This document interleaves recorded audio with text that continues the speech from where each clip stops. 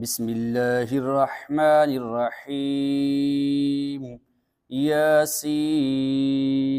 والقرآن الحكيم إنك لمن المرسلين على صراط مستقيم تنزيل العزيز الرحيم لتنذر قوما ما أنذر آباؤهم فهم غافلون لقد حق القول على أكثرهم فهم لا يؤمنون إنا جعلنا في أعناقهم أغلالا فهي إلى الأذقان فهم مقمحون وجعلنا من بين أيديهم سدا ومن خلفهم سدا فأغشيناهم فهم لا يبصرون أغلالا فهي إلى الأذقان فهم مقمحون وجعلنا من بين أيديهم سدا ومن خلفهم سدا فأغشيناهم فهم لا يبصرون وسواء عليهم أأنذرتهم أم لم تنذرهم لا يؤمنون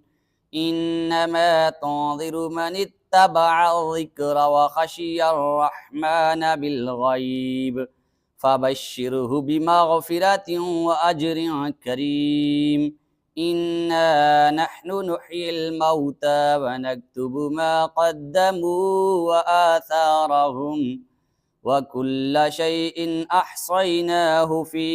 إمام مبين واضرب لهم مثلا أصحاب القرية إذ جاءها المرسلون إذ أرسلنا إليهم اثنين فكذبوهما فعززنا بثالث فقالوا إنا إليكم مرسلون قالوا ما أنتم إلا بشر مثلنا وما أنزل الرحمن من شيء